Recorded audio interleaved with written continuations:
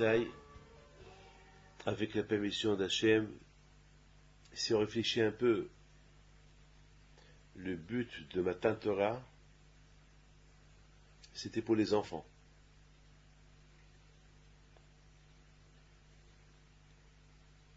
Vous savez que le Sakadosh Baruch Hu, il a donné la Torah. C'est écrit dans Devarim, comme Moshe Rabbeinu, il dit au Bnei Israël, que Hachem, il n'a pas donné la Torah seulement à ceux qui étaient présents, mais aussi à ceux qui n'étaient pas encore présents. Alors j'ai beaucoup réfléchi. Qu'est-ce que c'est ceux qui étaient présents et ceux qui n'étaient pas présents? Ça veut dire que tous les Juifs qui ont quitté l'Égypte, ils étaient présents, mais tous les Juifs qui allaient naître dans les années à venir jusqu'à la venue de Mashiach, quelques milliers d'années, ou s'ils étaient là-bas. Alors je commence à réfléchir. Comment les gens qui sont pas couronnés et qui devaient naître dans les années à venir, que aussi étaient là-bas, comment ils étaient? Vieux, jeunes, enfants, comment ils étaient? Avec une barbe, sans barbe. Ceux qui étaient présents, on pouvait savoir qui était. Chacun a son âge. Il y avait ceux qui avaient 70 ans, il y avait ceux qui avaient 80 ans, il y avait ceux qui avaient 20 ans, il y avait ceux qui avaient 1 an, 2 jours. Et ils étaient présents. Mais ceux qui n'étaient pas encore présents, parce qu'ils ne sont pas encore nés, ils vont naître dans les années à venir, que aussi, comme par exemple moi je suis né en 1950. Alors, ça veut dire que, comment j'étais? Est-ce que j'étais comment j'étais? Parce que j'étais présent. D'après Moshe Rabbeinu, tout le monde était présent. C'est-à-dire que moi aussi, David Pinto, et vous aussi, vous qui êtes en train de m'écouter, vous aussi, vous étiez présent. Alors, comment vous étiez? Quel âge on vous a donné? Même sur Adam Arishon, il y a une discussion dans la Torah, chez Hachamim. Lorsque Hachem, il a créé Adam, il a créé de quelle façon? Quel âge il avait? Est-ce qu'il avait, c'était Adam l'âge de 40 ans, ou Adam l'âge de 1 an, ou un bébé, comment il était? Bon, bien sûr, Hachem, il a créé Adam en tant qu'adulte, pour qu'il puisse bien comprendre, pour bien diriger le monde. Mais maintenant, je ne parle pas de Adam Arishon, je parle de Matan Torah, lorsque Am Israël ont reçu la Torah. On était tous présents là-bas. Tous les Juifs, jusqu'à la venue des temps, jusqu'à la fin des temps, jusqu'à la venue de Mashiach, tous les Juifs qui vont naître pendant les 3000 ans ou les 4000 ans depuis la Matan Torah jusqu'à la fin des temps, aussi étaient là-bas. Comment ils étaient? Je suis obligé de dire qu'ils étaient tous jeunes. C'était tous des Neshamot. Des Neshamot, des âmes. Ça veut dire que Hachem, lorsqu'il a donné la Torah à Israël, ce qui est important pour Akadosh Baruch Hu, c'est la transmission de la Torah. Parce que un adulte qui a reçu la Torah, un adulte qui respecte Torah Mitzvot, il est adulte, il comprend. Mais ce que lui comprend, il faut le transmettre à ceux qui ne comprennent pas. C'est les enfants. Il y a un passage dans Tehillim qui dit Mipi Ktanim Yesataoz. Il y a un passage dans la Torah et dans Tehillim qui dit que grâce à la parole des enfants, Hachem, tu as construit la Torah. C'est que la construction de la Torah, c'est les enfants. Parce que les enfants, c'est la transmission. C'est eux qui vont transmettre. Torah tziva alanu Moshe, Moracha Keilat Yaakov. Moshe Rabbeinu, il a étudié la Torah, mais le plus important, c'est pas la Torah qu'il a étudiée, mais la transmission de la Torah. Moshe Kibbe Torah Misinai, Umsara el Yeshua, Avishua el Eskinim. La transmission de génération en génération. Mais le plus important, c'est les enfants. C'est aux enfants à qui on doit transmettre la Torah, parce que c'est eux le plus important. Donc pour moi, le Sakadosh Baruch Hu, il a réuni tous les bénis Israël autour de Har Sinaï et il leur a donné la Torah. Eh bien, les millions de Neshamot juifs qui vont naître durant les générations à venir, c'était eux qui étaient là-bas. Une Neshama, c'est des étincelles de lumière de Hakadosh Baruch Hu. C'est ça une Neshama. Très très petit. C'est des étincelles, mais chaque Neshama est sa qualité. Il y a la Neshama de Rabbi Shimon Bar Yochai, la Neshama de Rabbi Meir Baal HaNes, c'est des étincelles. Ne croyez pas que les Neshamot, c'est quoi? Par rapport à Kadosh Baruch Hu, c'est une étincelle. Helek Eloah Mema'al. Une Neshama qui fait partie de Kadosh Baruch Hu. Et Kadosh Baruch Hu, il est éternel. Kadosh Baruch Hu, il n'a pas de dimension à Kadosh Baruch Hu.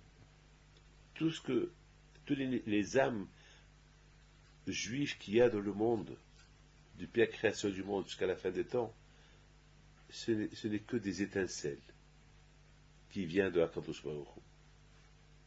Des lumières qui viennent de Hakadosh Baruch Hu. Et dans les livres de Kabbalah, ils donnent une image extraordinaire. Parce qu'il y a beaucoup de gens qui posent la question. Ils se disent, eh ben, si Hakadosh Baruch Hu, il donne de sa lumière à chacun, alors est-ce que ça ne va pas diminuer sa lumière un jour? C'est une question. Elle est bête et stupide, mais c'est les Mkoubalim qui disent ça. Il y a beaucoup de gens qui se posent cette question. Ben, si Hakadosh Baruch Hu, il donne de sa lumière à tout le monde, alors est-ce que sa lumière d'origine, est-ce qu'elle ne va pas diminuer? Et les Mekoubalim, ils donnent une réponse extraordinaire.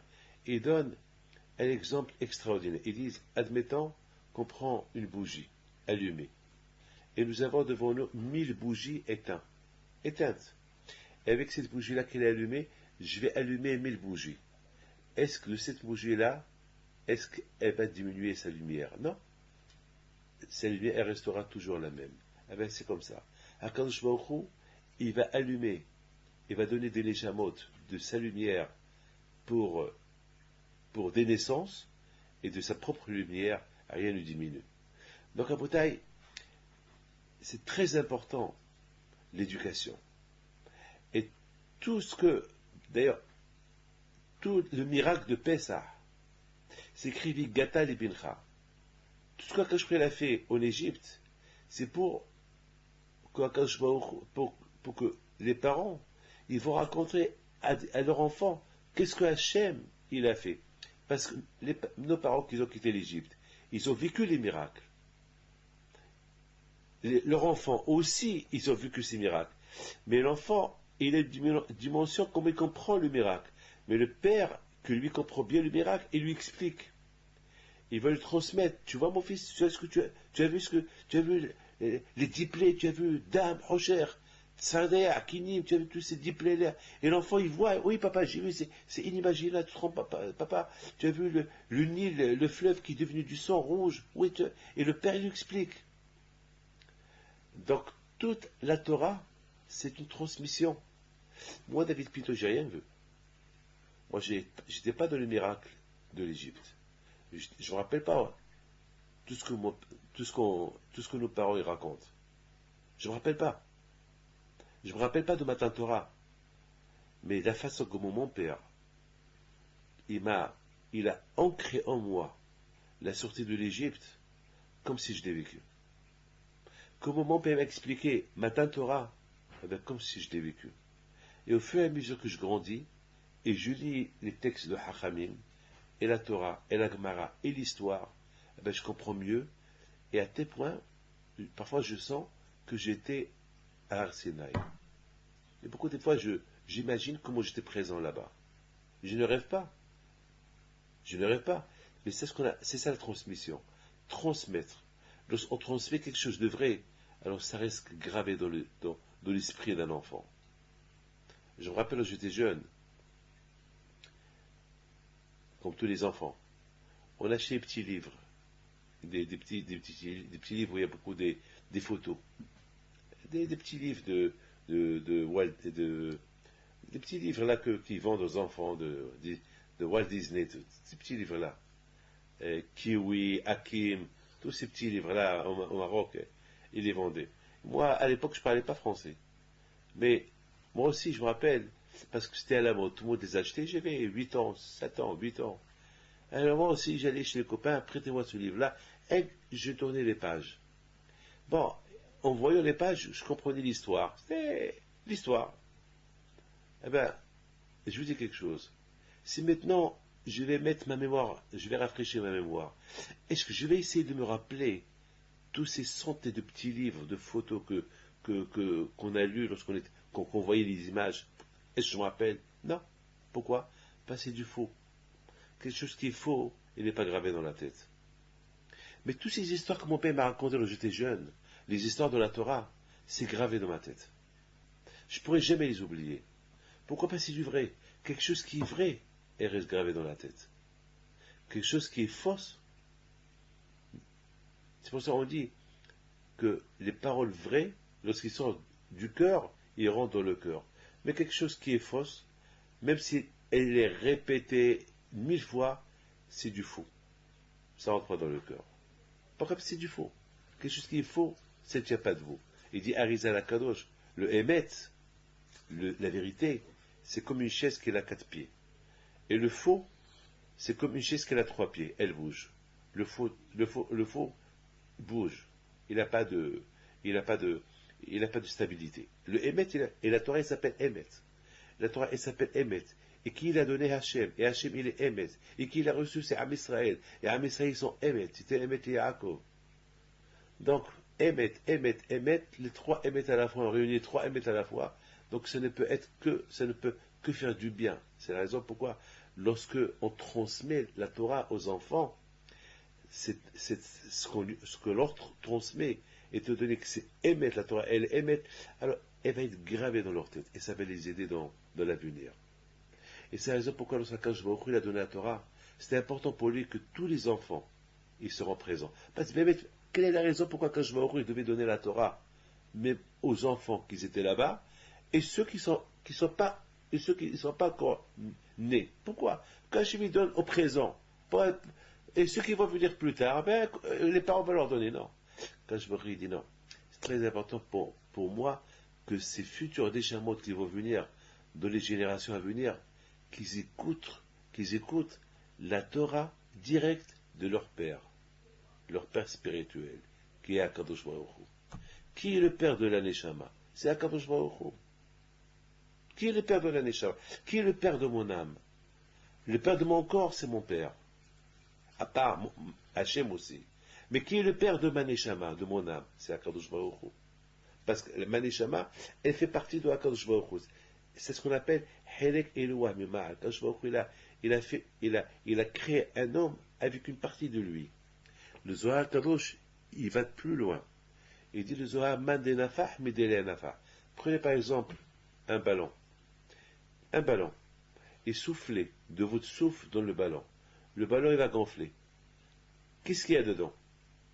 Qui a fait que ce ballon, il est large? Eh bien, c'est le soufflement. À qui est ce soufflement? C'est le mien.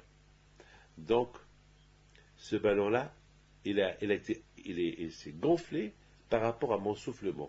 Donc, lorsqu'Akadosh Baruch Hu, il a créé Adam Rishon, c'est écrit, Hachem, il a soufflé dans sa bouche un soufflement de lui. Et ce soufflement-là, il s'appelle Neshama. Madenafa, Medenafa. Donc, ça veut dire que la vie que l'homme, cette vie que l'homme, il a, ce corps-là, il a une vie. Cette vie-là, qu'il est dans le corps de l'homme, elle fait partie de Akadosh Baruch Hu. Parce que c'est de Hachem qu'il est sorti cette vie, de sa propre bouche. Donc, après, c'était très important que la Matan Torah, Akadosh Baruch Hu, il réunit tous les enfants, tous les Neshamot, tous ces Neshamot qui vont venir plus tard, qui ne sont pas encore nés. Donc, c'est tous des bébés. Tous, c'est des bébés. Il n'y a pas mieux qu'un bébé qui retient tout. Comme qui dit Pekavot, il y a une différence entre un vieux et un bébé, et un enfant. Un vieux, lorsqu'on lui parle, ben, il peut accepter, il peut ne pas accepter. Mais un enfant, il va vite accepter. Tout de suite, il va accepter un enfant.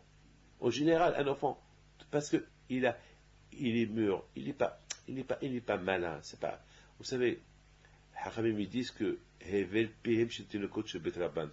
que un enfant, on l'appelle saint. Un enfant, on l'appelle kadosh. Pourquoi un enfant, on l'appelle kadosh? Parce qu'il n'est pas malin, un enfant. Un adulte, il peut être malin. Même moi, David Pinto, qui sait si je suis tzaddik ou pas? Personne ne le sait. Mais un enfant, il est tzaddik. Alors pourquoi pas un enfant? Il n'est pas, comme on dit en arabe, il n'est pas maharab, il n'est pas malin.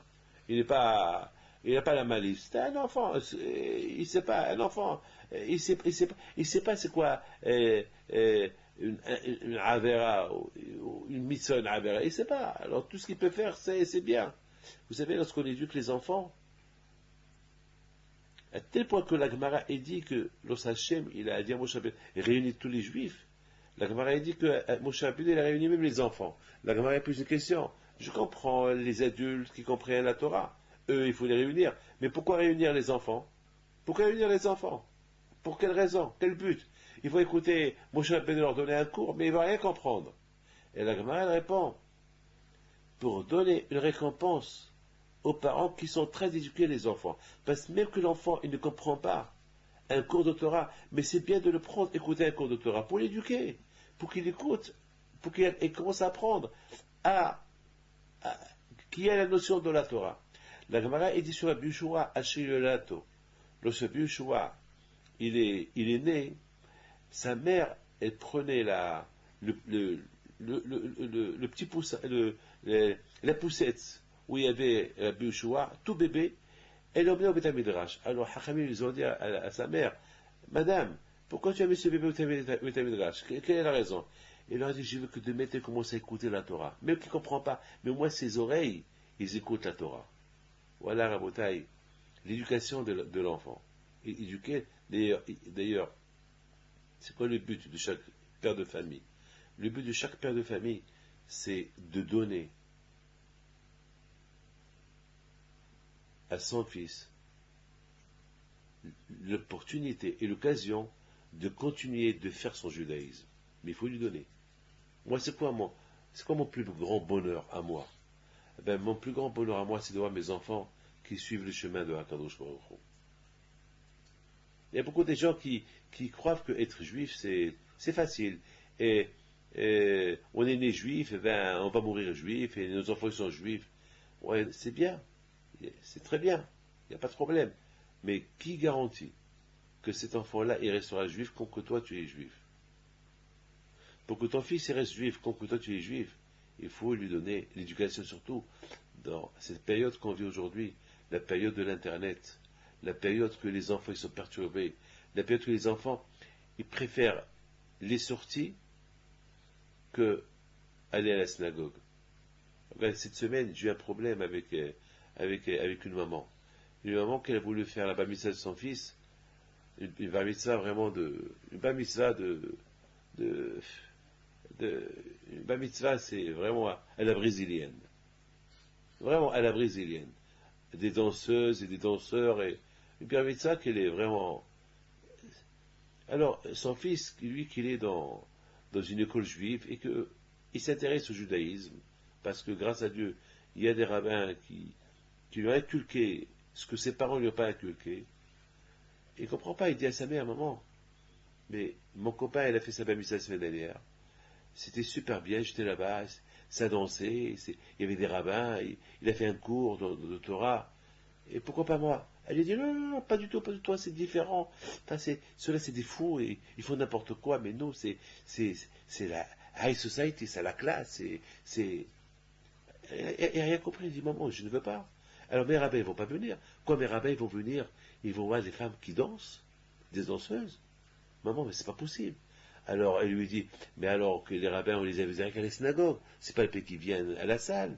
Mais maman, c'est pas normal. Mais pour mon copain, j'ai été à la bar mitzvah de mes copains, et les rabbins ils étaient là-bas, et c'était super bien.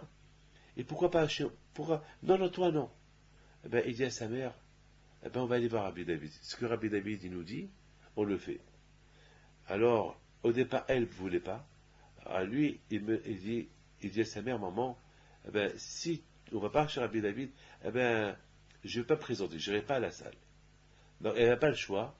Avant que son fils il rentre avec elle, elle rentre elle la première. Elle me dit, Monsieur Rabel, ça ne vous dérange pas, mon fils il ne veut pas accepter la raison, Il veut pas, elle m'a pas bien expliqué. Il me dit, il veut pas se faire sa bar mitzvah. Je vous en prie, il faut lui parler pour qu'il fasse une bar mitzvah correcte comme tout le monde. Il veut faire une bar mitzvah à sa façon. Bah, j'ai rien compris. J'ai pensé, j'ai dit peut-être, j'ai dit peut-être, il veut pas de Seouda. Donc j'ai dit, bon, je vais lui parler. Mais lorsque le fils il est rentré et j'ai vu son visage et comment il m'a expliqué la chose, j'ai commencé à regarder la femme, sa maman. Je dis maman, je dis madame, tu sais pas que tu mets ton fils dans le danger. Je raconte une histoire. Je raconte que je me rappelle à Lyon, il y a 15 ans, il y avait un mariage. Je sais pas, à Lyon, il y avait un mariage, je sais pas, c'est à Lyon à Marseille, je ne me rappelle pas. Il y avait un mariage, et à cette époque-là, j'étais invité à ce mariage. Mais je n'ai pas été au mariage parce que j'étais avec la synagogue. Mais bien sûr pas au mariage lui-même, parce que tout le monde parlait que ils avaient affrété un avion du Brésil, qu'ils ont apporté des danseuses, etc. Et puis j'avais de la peine pour l'argent, le gâchis de cet argent-là, dépenser tant d'argent pour une soirée, et en plus une soirée qui ne va pas être faite dans les normes de la halakha, c'est une soirée qui n'est pas cachère. J'ai eu de la peine. Bon, bien sûr, ce n'était pas mon problème. Je ne pouvais rien faire, je ne pouvais même pas parler ces gens-là, parce qu'ils vont me dire de quoi tu te mêles. Je sais ils avaient une réponse comme ça, donc je ne me suis pas mêlé. Mais tout ce que je sais, c'est que ce soir là-bas, j'avais donné un cours de Torah sur ça. Et vraiment, j'ai donné un cours de Torah. Et j'ai parlé des conséquences des soirées comme ça, des mariages et des bar mitzvot comme ça, qui ne sont pas selon la halakha, qui ne sont pas dans les normes de la halakha. J'ai parlé de ça. Eh bien, il y a ceux qui m'ont compris, il y a ceux qui ne m'ont pas compris. Tout ce que je peux vous dire, c'est que le lendemain, le couple, on leur a rapporté ce que j'ai parlé. Eh bien, ils m'ont appelé. Ils m'ont dit, Rabbi David, est-ce qu'on peut avoir un rendez-vous avec vous? Je dis, bien sûr, venez. Et le couple, il vient. La famille, il vient. Ils étaient presque une quarantaine de personnes dans un petit bureau, réunis. J'ai pensé qu'ils allaient faire la guerre avec moi. Puis qu'est-ce que je vois? Je vois que la Kala, la femme, elle prend parole et dit, eh ben, je me suis marié hier et je veux divorcer aujourd'hui. Alors, je regarde tout le monde, et il y avait des gens qui pleuraient, des mamans qui pleuraient. Qu'est-ce qui se passe? Et je vois le Hatan, le marié, qu'il avait baissé ses yeux. Qu'est-ce qui se passe? Eh bien, il s'est passé quelque chose. Pendant la soirée, le Hatan, il a commencé à danser avec une danseuse. Et non seulement qu'il a dansé avec la danseuse, mais ils ont été un peu loin dans les danses. Et ça, il a fait ça devant sa femme. Et la femme, elle voyait ça. Et bien sûr, cette danseuse-là, elle voit devant elle un homme qui s'intéresse à elle, et qu'il est riche. Et bien sûr, elle était elle aussi un peu loin, devant tout le monde. Voilà la bataille. Alors, et malheureusement, il a fallu que je m'investisse beaucoup. Bon, le Hata, m'a dit, Rabbi David, j'étais aveugle, je ne sais pas ce qui s'est passé. Il a commencé, mais c'est ça les tentations. Aujourd'hui, on vit dans les tentations. Pour préserver le couple, préserver nos enfants des tentations, eh bien, on a besoin des gens qui s'occupent d'eux. Comme ce livre-là, il s'appelle Parole d'amis. Éduquer les enfants. Éduquer les enfants, leur donner une éducation de Torah. Comment leur apprendre à affronter ce monde où on vit aujourd'hui. Et bien sûr, il y a beaucoup de choses dans ce livre-là. C'est des programmes.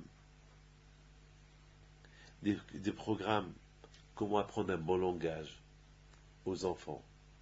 Apprendre aux enfants à ne pas parler du lachon hara, de la médisance. Bien sûr, un langage pour la vie. C'est vrai, hein? Un langage pour la vie. Lorsqu'on sait comment parler, ben c'est un langage pour la vie. Et oui, et oui. Et bien sûr, l'histoire. Lorsqu'on raconte à nos enfants les histoires. Et les témoins qui sont dans l'histoire, et surtout lorsque l'histoire, elle est émette. L'histoire de la Torah, c'est du émet. Ça pénètre dans la tête de l'enfant. Qu'est-ce qu'il a aujourd'hui, l'enfant? Dans sa tête, il a l'Internet. Il a tous les bêtises du monde. C'est ce qu'il a dans la tête. Et ça peut être un obstacle pour la vérité. Tout ce mensonge que l'enfant y voit, ça peut être un obstacle pour l'enfant. Et il faut l'aider. Shmirat halashon, faire attention à la parole, lui apprendre la vérité, la Torah. Et bien sûr, il y a la psychologie d'un enfant. Comment parler à l'enfant? À l'enfant, c'est l'avenir. Vous voyez pas combien des enfants sont atteints psychologiquement à cause d'une parole que la mère, elle a dit à son fils. À cause d'une parole que le père, elle a dit à son fils. Beaucoup de fois, un père peut dire à son fils, crève. Allez, crève. Tu es fou. Tu comprends rien. Tu es hamar. Tu es un âne. Et bien, cette phrase-là, l'enfant peut devenir un âne. Il peut devenir un hamar. Il peut se faire du mal. Il y a un enfant cette semaine. Il s'est fait du mal cette semaine. Maintenant, ses parents le pleurent. Et tu sais pourquoi? Ben parce que son père a dit, alors, le fils, il a dit à son père, papa, si tu me lâches pas, je vais faire cette bêtise. Le père lui dit, ah ben fais-la. Eh ben il l'a fait. Il l'a fait. Aujourd'hui, le père, il pleure. La mère, elle pleure. La mère, elle accuse son mari. C'est à cause de ça qu'il s'est fait du mal. C'est tout ça. C'est des choses. Je pense aussi, il faut qu'aussi, au lieu qu'on enseigne à l'enfant, il faut aussi apprendre à l'adulte. Mais peut-être, l'adulte, le père va prendre son fils. Je voudrais simplement rappeler, Abraham Avinu alav shalom, lorsqu'il est parti pour sacrifier Yitzhak. Quel âge il avait Yitzhak? Tout le monde y croit. D'ailleurs, lorsque moi j'étais jeune, je croyais que Yitzhak, il avait 1 an, 2 ans, un petit bébé. Mais Hachamim, ils disent qu'il avait 34 ou 37 ans. Il avait 37 ans. Yitzhak Avinu. C'était pas un bébé, c'était un adulte, un homme. Un homme. Un homme. C'est la folie. Il est parti comme un bébé avec son père. C'est la folie, bébé. Je vous donne la parole d'honneur. J'arrive pas à croire que Abraham, il a réussi à convaincre Yitzhak, c'était un homme. Moi, si mon père me dit, David, viens avec moi. Et je lui dis, papa, où? Il me dit, ben, Dieu m'a dit que je dois te sacrifier. Je commence à voir mon père, je lui dis, papa, ça va pas la tête? Tu crois que... Quoi? C'est quoi ça? Et pourtant, mon père, ça dit que mon père. Imaginez-vous, Rabbi Haim Pinto. S'il me dit, mettons, je ne suis pas de mon père. Admettons, si je ne suis pas de Rabbi Shimon Bar Yochai. Je ne sais pas moi. Je sais pas, je pense pas que je vais me laisser faire. Je pense pas. Je sais pas moi. Si tu m'apportes tous les rabbins du monde aujourd'hui, et ils me disent, tous, suivez-nous. Je vais les suivre. À un moment donné, je vais dire, pour aller où? Ben, on va te sacrifier. Je dis quoi? Vous sacrifier? Je vais dire non. Et ils vont me dire, mais Dieu nous a dit. Ben, je vais dire, je m'excuse. Cherchez un autre. Je pourrais pas. Je sais pas, je peux pas. Ici, on voit que Abraham Abinu, il dit à Yitzhak, son fils, viens avec moi, il le réveille le matin. Moi, je croyais qu'il était petit, un bébé. Mais Hachem disent non, et c'était un homme, un adulte. Il y suit. Et à un moment donné, Yitzhak dit à son papa, je vois que tu vas pour sacrifier, faire un sacrifice ou pas. Oui, mon fils, je vois le couteau, je vois le feu, mais je vois le bois, très bien, mais je ne vois pas l'animal, je ne vois pas le mouton, ou la brebis, ou la vache, ou le taureau. Mais Aya, c'est la Ola. Alors il dit, mon fils, ben, le sacrifice, c'est toi. C'est moi? Oui, c'est toi. Il n'a même pas répondu. Il a dit à son père, merci papa de me l'avoir dit, comme ça je me prépare au sacrifice. C'est la folie. Bébé, je donne parole d'honneur. J'arrive pas à croire. Mais attends, on ne parle pas d'un bébé, qu'on fait de lui ce qu'on veut. On parle ici d'un adulte, un adulte, un adulte qui se comporte comme un bébé, un adulte qui se comporte comme un bébé, c'est inimaginable. Eh ben justement, un homme, un papa, il éduque son fils, il lui donne une éducation d'autorat depuis sa jeunesse, eh bien son fils, il restera toujours bébé. Toujours, il est toujours un bébé qu'il apprend. Toujours il apprend. Toujours il apprend. C'est ce qu'il dit David Ameller. Mais comme il a médaille, ce qu'il dit, ça veut dire que j'ai jamais, David Ameller il a dit, j'ai jamais dit que je connais tout. J'apprends. Je suis un homme qui apprend. De tout le monde, j'apprends. Comme un enfant qui va apprendre, qui va à l'école pour apprendre. Toujours il y a quelque chose à apprendre. Alors je suis toujours un enfant. Je suis prêt à apprendre. Et Yitzhak Abinu alav hashalom, la grandeur Yitzhak Abinu alav hashalom, c'est que il est toujours resté fidèle à son père, au respect de son père, comme s'il était petit. Comme lorsqu'on est petit, tout ce que papa nous dit de faire, on le fait. Il nous tient par la main pour le prendre. Allez, David, lève-toi, on va à la synagogue, on se lève, on va avec lui. Eh bien, Yitzhak Abinu, même lorsqu'il avait 37 ans, il a continué cette démarche avec son père. Même, est-ce que vous avez vu un homme adulte qui prend les mains d'un homme adulte? Non. On voit un homme adulte qui prend les mains d'un bébé. Oui, mais pas un adulte. Eh bien, c'est ça l'image de Yitzhak Abinu vis-à-vis de son père. Et c'est comme ça son père voyait en son fils. Abraham Abinu voyait en Yitzhak son fils, qui va l'écouter, même qu'il a 37 ans, comme s'il a à peine un an, qui veut dire, viens mon fils avec moi, il va le suivre. Sans objection. Sans rien dire. Pourquoi? Parce que Abraham Abinu, il a réussi à ancrer l'amour d'Hachem dans le cœur d'Yitzhak Avinu. Et c'est ça notre devoir. Et je termine. Ils arrivent, Abraham et Yitzhak, ils arrivent de loin. C'est écrit, Vayar et Amakom Elahok. Il voit la montagne de loin. Il dit à son fils, mon fils, tu vois ce que je vois? Et il lui dit, papa, oui, je vois une montagne. Une belle montagne. Je vois la Shekhina, l'auréole sur cette montagne. Pourquoi Abraham il demande à Yitzhak, est-ce que tu vois ce que je vois? Pourquoi Yitzhak il est aveugle? Bien sûr qu'il va voir. Quelle est la question? C'est comme si je dis à quelqu'un, est-ce que tu vois ce que je vois? Bien sûr qu'il voit ce que je vois. C'est par exemple, attends, une seconde, je suis, par exemple,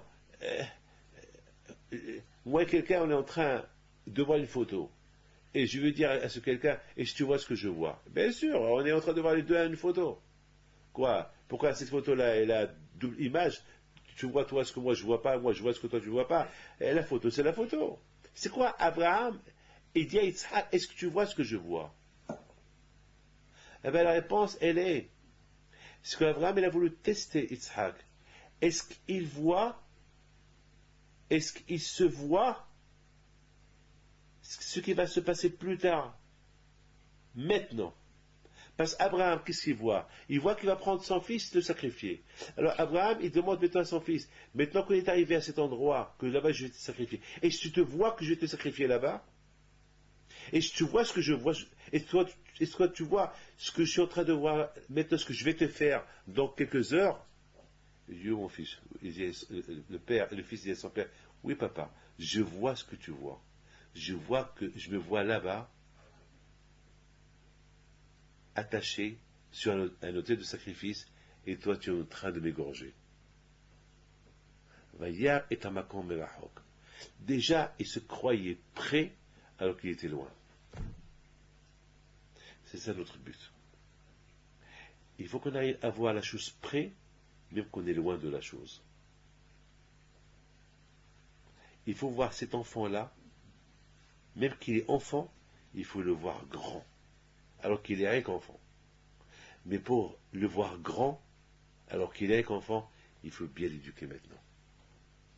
Comme ça, demain, tu le verras grand. Mais si tu le vois bébé maintenant, qu'il est le Yutzlah, c'est pas quelqu'un qui va réussir, eh bien ce bébé-là jamais réussira. Il restera toujours petit, sans éducation juive, rien du tout. Et c'est ça la bataille. Et ça, Enai Elei Harim. Mais aïe à vos Ezri. Nous tous, on doit toujours lever les ciels vers les montagnes. Et c'est qui les montagnes? C'est Abraham, Yitzhak, Yaakov. Abraham et Yitzhak, ils ont vu la montagne de loin. Mais déjà, ils se voyaient déjà. Qu'est-ce qu'ils allaient faire? Chacun de... Je vais essayer de vous dire ça. Lorsque le matin on va au lit, on doit déjà se voir réveillé pour aller à la synagogue. Alors qu'on n'a pas encore été au lit. On n'a pas encore dormi. On doit déjà se voir réveillé avant d'aller au lit. Parce que si lorsqu'on va au lit, on va, rien que pour la cause de dormir, pour dormir, ça va se réveiller le matin pour aller à la prière. Mais lorsqu'on va au lit pour dormir, je vais au lit pour dormir dans l'idée, dans la pensée que je vais me lever le matin pour aller. Je me vois déjà me lever.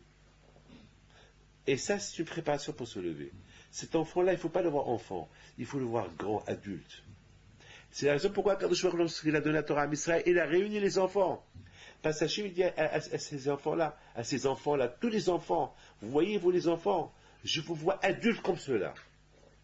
Je ne vous vois pas Neshama, comme des âmes, je ne vous vois pas comme des enfants, mais je vous vois comme Rabbi Akiva Eger, comme Rabbi Shimon Bar Yochai, comme Rabbi Meir Baal HaNes, comme Rabbi Yaakov Behsera, comme Rabbi Chaim Taib Lomed, comme Rabbi Chaim Pinto, comme Rav Shach, voilà comme Baal Tanya, comme Baal Shem Tov, voilà comment on joue, alors qu'eux ils étaient encore voilà, que des Neshamot.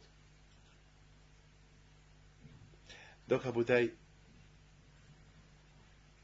et ça, Enai Elei Harim.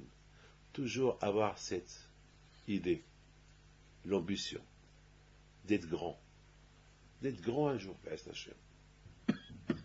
Vaya est un makom merachok. Abraham, il voit l'endroit de loin. Est-ce que tu vois ce que je vois? Bien sûr que je vois, bien sûr que je vois ce que tu vois. Non, c'est pas est-ce que tu vois la montagne comme je vois la montagne. Non, c'est pas ça la question d'Abraham. La question d'Abraham, est-ce que tu te vois dans cette montagne ce que je vais te faire dans quelques minutes? Dans quelques heures. Il dit à son père, oui, papa. Je vois cette belle montagne. Je vois dans cette belle montagne la Shekhina. Dans quelques heures, je vais être à côté d'Hachem. Donc tu vas me le sacrifier. Donc, à Boutaï, je vous souhaite à vous tous une bonne fête de Shavuot. Que Hachem vous protège et vous donne la santé, bracha v'atzlacha. Amen.